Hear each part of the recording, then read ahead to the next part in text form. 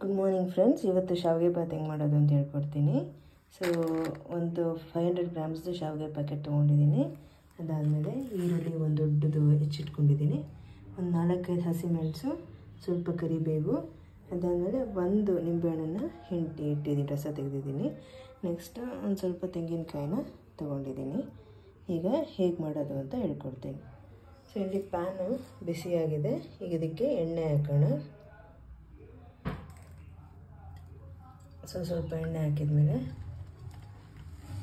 ಎಣ್ಣೆ ಸ್ವಲ್ಪ ಬಿಸಿಯಾಗಿದೆ ಅದಕ್ಕೆ. ಸೊ ಎಣ್ಣೆ ಬಿಸಿಯಾಗಿದೆ. ಈಗ ಸಾಸಿವೆ ಹಾಕೋಣ ಇದಕ್ಕೆ.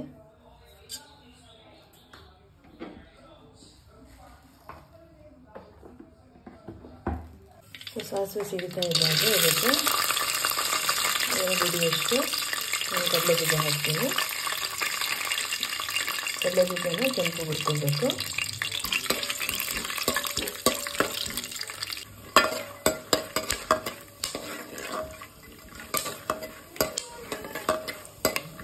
ಸೊ ಚೆನ್ನಾಗಿ ಕೆಂಪು ಹುರ್ಕೋಬೇಕು. ಹಸಿ ಇದ್ರೆ ಚೆನ್ನಾಗಿರಲ್ಲ ಟೇಸ್ಟ್.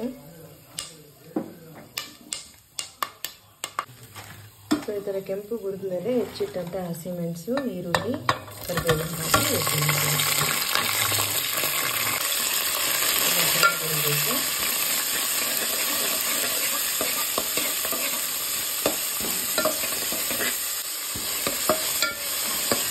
ಸ್ವಲ್ಪ ಹುರ್ಕೊಂಡಾದ್ಮೇಲೆ ಅದಕ್ಕೆ ಅರಿಶಿನ ಪುಡಿ ಹಾಕಬೇಕು.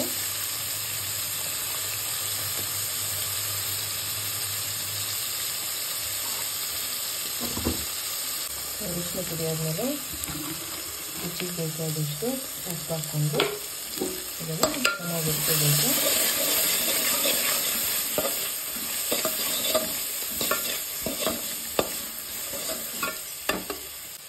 ಸೊ ಇದು ಇದಾದ್ಮೇಲೆ ಈಗ ಇದಕ್ಕೆ 2 ಲೋಟ ನೀರು ಹಾಕ್ತೀನಿ. ಶಾವಿಗೆ 400 ಗ್ರಾಮ್ ಹಾಕ್ತೀನಿ, ಆದ್ದರಿಂದ ಅಳತೆ ನೋಡ್ಕೊಳ್ಳಿ. ತುಂಬ ಜಾಸ್ತಿ ನೀರಾಗೂ ಇರಬಾರ್ದು. 2 ದೊಡ್ಡ ಲೋಟ ಅಥವಾ 3 ಲೋಟ ನಿಮಗೆ ಎಷ್ಟು ಅಳತೆ ಕರೆಕ್ಟಾಗುತ್ತೆ ನೋಡ್ಕೊಂಡು ಹಾಕ್ಕೊಳ್ಳಿ. ಸೊ ನೀರು ಕುದಿಯೋ ತನಕ ನಾವು ಬಿಡಬೇಕು. ನೀರು ಚೆನ್ನಾಗಿ ಕುದಿಬೇಕು, ಅಲ್ಲಿವರೆಗೂ ಏನೂ ಹಾಕೋಂಗಿಲ್ಲ. ಸೊ ನೀರು ಕುದೀತಾ ಇದೆ. ಈಗ ಇದಕ್ಕೆ ಶಾವಿಗೆ ಹಾಕೋಣ.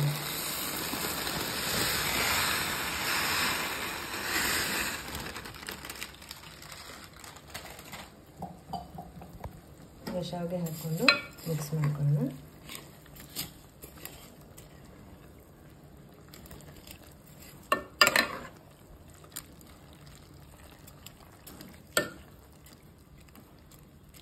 ಸ್ವಲ್ಪ ಬೇಯಕ್ಕೆ ಬಿಡಬೇಕು, ಒಂದು 2 ಮಿನಿಟ್ಸು. ಸ್ವಲ್ಪ ಮುಚ್ಚಿಟ್ಟು ಬೇಡ.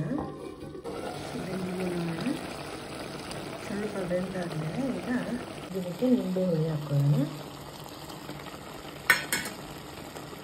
ಅದಾದಮೇಲೆ ತೆಂಗಿನ ಪುಡಿ ನಿಮ್ಗೆ ಇಷ್ಟ ಬಂದಷ್ಟು, ಜಾಸ್ತಿ ಬೇಕು ಅನ್ನೋದು ಜಾಸ್ತಿ, ಕಡಿಮೆ ಬೇಕು ಅನ್ನೋದು ಕಡಿಮೆ. ಇದನ್ನು ಚೆನ್ನಾಗಿ ಮಿಕ್ಸ್ ಮಾಡಬೇಕು. ಮಿಕ್ಸ್ ಮಾಡಿಬಿಟ್ಟು ಕಡಿಮೆ ಉರಿಯಲ್ಲಿ ಒಂದು 2 ಮಿನಿಟ್ಸ್ ಬೇಡ. ನೋಡಿ ಎಷ್ಟು ಚೆನ್ನಾಗಿ ಶಾವಿಗೆ ಬಾತಾಗಿದೆ. ಈಗ ಸರ್ವ್ ಮಾಡೋದು. ಇದನ್ನು ಬ್ಯಾಚುಲರ್ಸ್ ತಿಂಡಿ ಅಂತ ಹೇಳ್ತೀವಿ. 5 ನಿಮಿಷ 10 ನಿಮಿಷದೊಳಗೆ ಆಗೇ ಹೋಗುತ್ತೆ. ಸೊ ಈಸಿಯಾಗಿ ಬೇಗ ನಿಮಗೆ ಅರ್ಜೆಂಟ್ ಏನಾದರೂ ಕೆಲಸ ಇತ್ತು, ಆಫೀಸ್ಗೆ ಹೋಗಬೇಕು ಅಂದರೆ ಕ್ವಿಕ್ಕಾಗಿ ಈ ಥರ ರೆಡಿಯಾಗಿ ಹೋಗುತ್ತೆ ನೋಡಿ. So ready to serve.